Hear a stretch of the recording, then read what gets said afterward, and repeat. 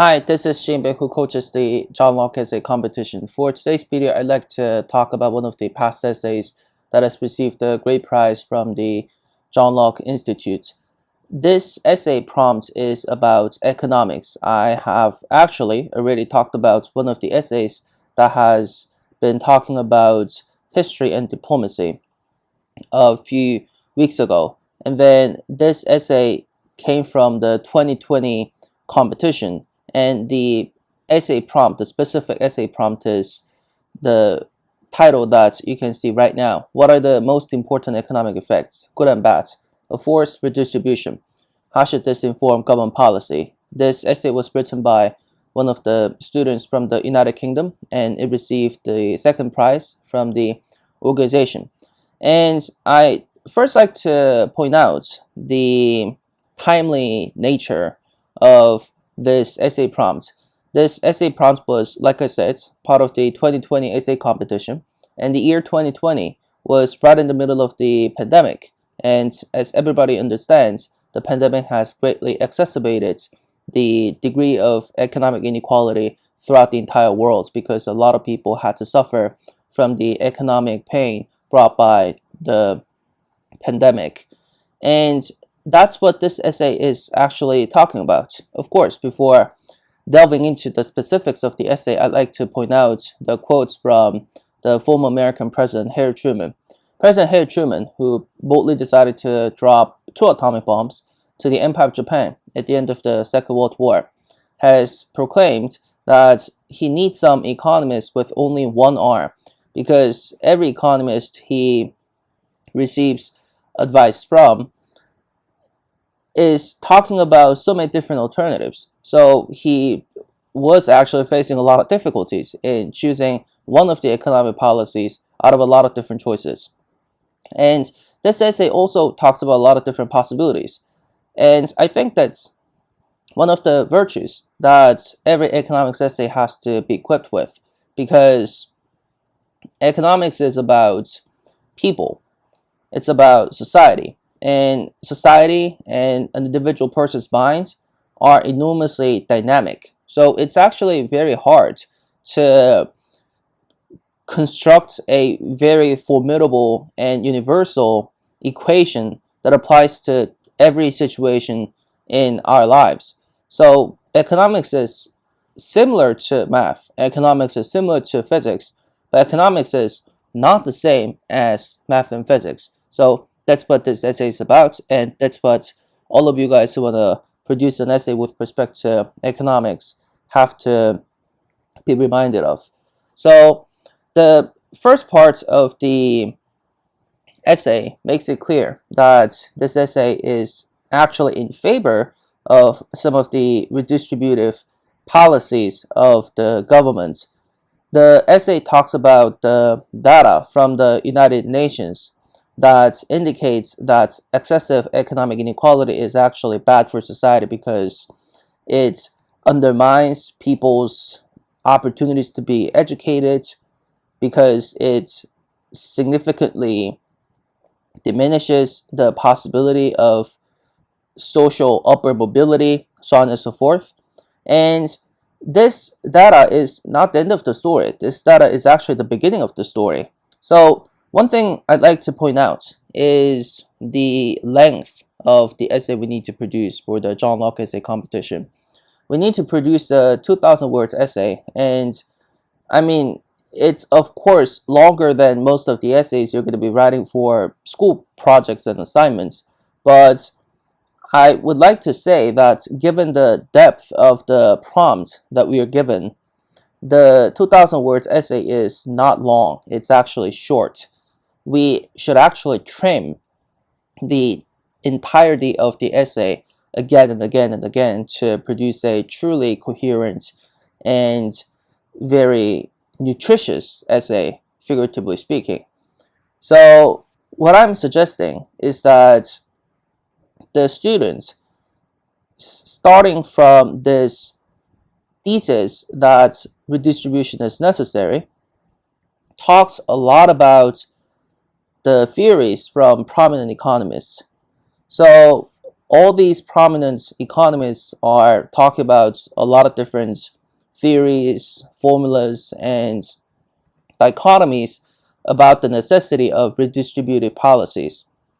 The student talks about a lot of different models, and the student also talks about the ideas from more famous economists such as John Maynard Keynes and Joseph Stiglitz.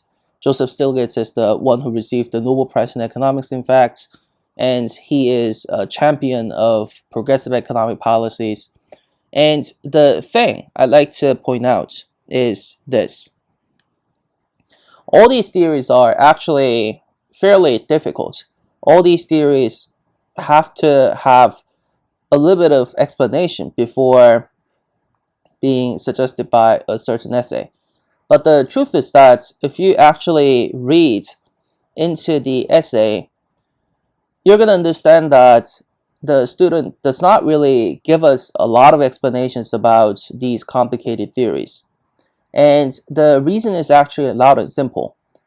The reason is because this essay is not for ordinary readers. This essay is not for laymen, so to speak. This essay is for professionals, the professors at Oxford University, who are going to be reading and thoroughly assessing this kind of essay for the sake of the competition.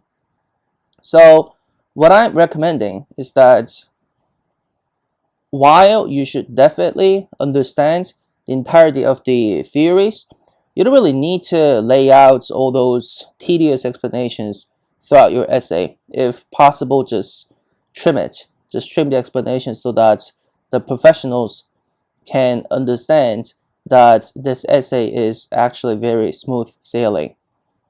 And another thing I'd like to talk about with respect to this point is the significance of a lot of different external resources. I have already emphasized the necessity of quoting a lot of different things during my previous video about the essay on history and diplomacy.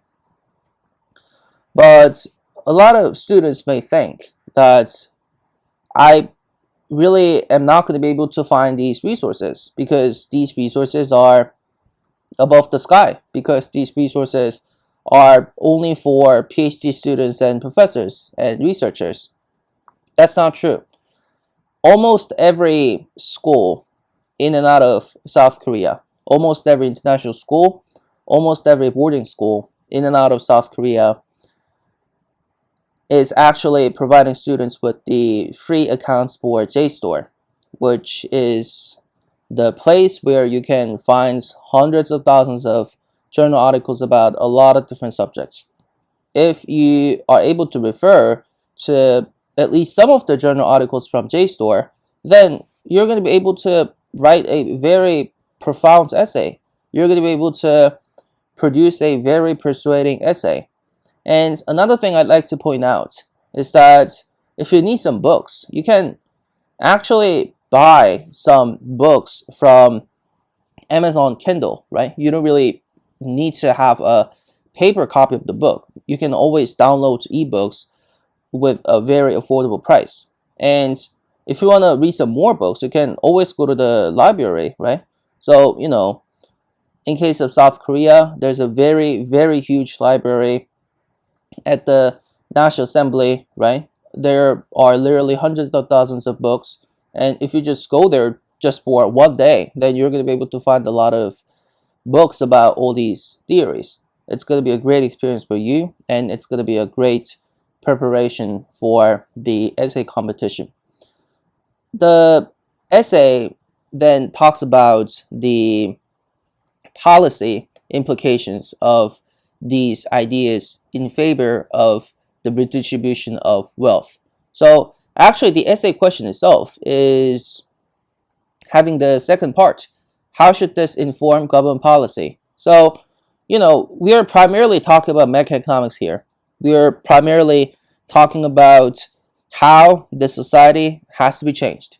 And to change society, we need to actually lean on the government, because government policies, the bureaucrats at the government have the strength, they have the authority to change what we have right now with respect to the economy, with respect to social norms, with respect to political ideologies. And the student also talks about a lot of different policies, such as the progressive income taxes, the inheritance taxes, and the Tobin taxes that are for the internalization of externalities. These ideas are, I would say, not really spectacularly innovative.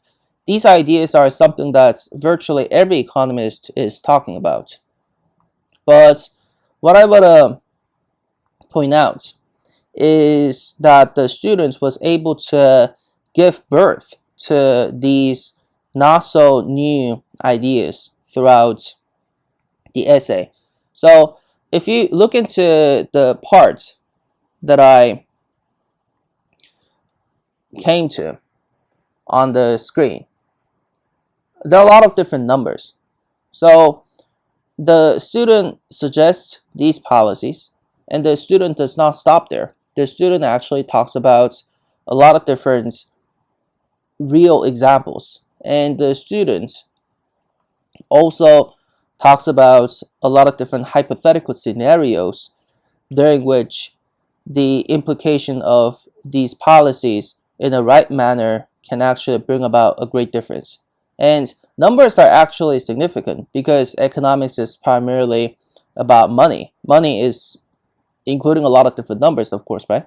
So whenever you're talking about economics, whenever you're talking about some ideas on how people will react to a certain government's economic policy, you should always lean on a lot of different numbers. And that's what this essay is really good at. This essay does not really talk about vague economic theories. This idea actually presents a very concrete set of numbers that can fully support the thesis. And that's not something that every student can do without putting a lot of efforts. Every student has to put a lot of efforts to come up with this kind of idea. And the last part of the essay is actually related to the thing that I've mentioned at the very beginning of the video, the quote from President Harry Truman. So the last part of the essay actually admits that economics is a very tough subject. The last part of the essay admits that it's going to be possible to see a lot of deviations from this kind of analysis. So people may react differently to a lot of different given economic policies because of a lot of different reasons. Nobody really expected the pandemic to hit the global economy at the beginning of 2020, for example, right? So the essay admits the limitation of the analysis, and that's not a bad thing. That's actually a great thing. Every analysis has to leave some room for interpretation so that subsequent researchers can actually fill out the vacancy. And the second thing the students has laid out as part of the conclusion was the significance of the idea that government policies are not omnipotent. Government policies can backfire all the time because of political landscapes, because of the popularity of the sitting administration, for example. Government policies are not omnipotent, and a lot of efforts from the private sector are also necessary to address this kind of issue. And the student is talking exactly about that. But the student finally ends the essay by saying that still, government policies can do a role. The government policies can actually make us to have a better society in terms of economic inequality. So, leaving a lot of different possible routes is not a bad thing. We should, of course, be continuously emphasizing our thesis over and over and over again by a lot of different evidence, but leaving a lot of possibilities is a great thing. And to leave all these possibilities, the student has actually included a lot of different footnotes, right? 41 footnotes, which are astonishing. And look at the list of the bibliography, right? The student has truly delved into a lot of different books and journal articles and websites. So to prepare for the John Locke Essay Competition, we should first spend a lot of time on researching into the topic. And innovation actually comes during the process. You know, if you're reading into a lot of different things, you may come up with a very fascinating line of reasoning, and that's actually gonna give you the prize. Okay, I guess this is it for today's video. Thank you very much for watching this lengthy video, and see you on the next video.